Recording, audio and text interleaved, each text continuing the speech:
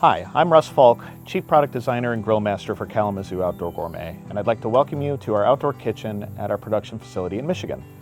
Today we're going to be making Neapolitan-style pizzas in our Artisan Fire Pizza Oven.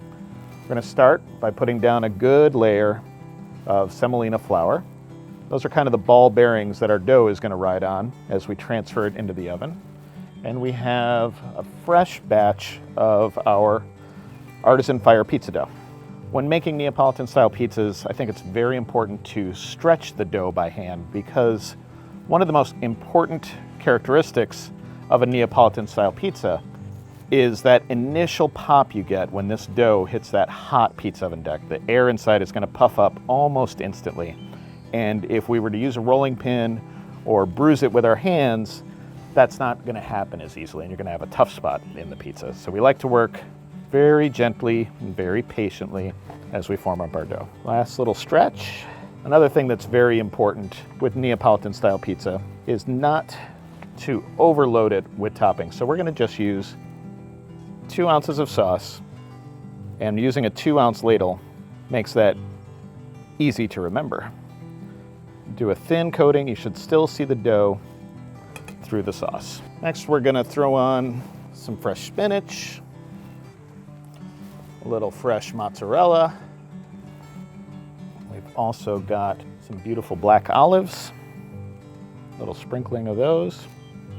And I really enjoy the taste of pecorino romano, so a generous portion of that.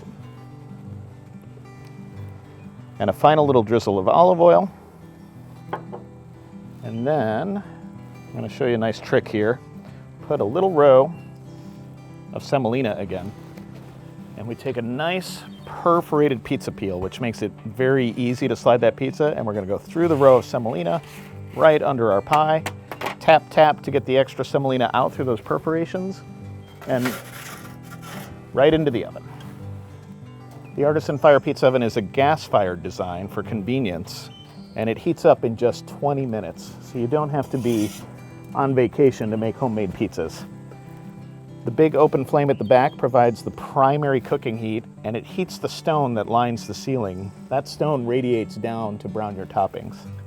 There's a secondary burner underneath the cooking deck, and you have independent controls, so you can balance the temperature top and bottom to your liking or to the style of pizza you want to make that day.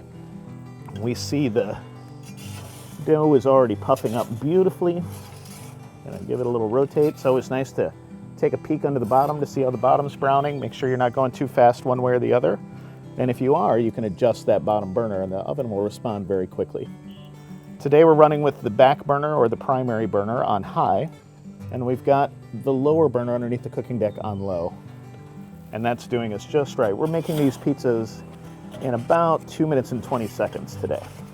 You can see the dough is browning beautifully around the outside edges. And the last step that I typically do is dome the pie for that final browning of the top. Quick rotate. You only hold it up there for a couple of seconds because the heat is so intense in the ceiling. And here we have our pizza. You can hear that wonderful crunch as we go through the crusty outer layer. Should be nice and soft in the center. What you want to look for in a Neapolitan-style pizza is that the crust has enough strength to support itself, that you don't have to fold it in half. We've got that little air matrix that you might be able to see in there, and that's giving it the structural support it needs. We get that from the initial pop of the hot oven. So let's see how we've done.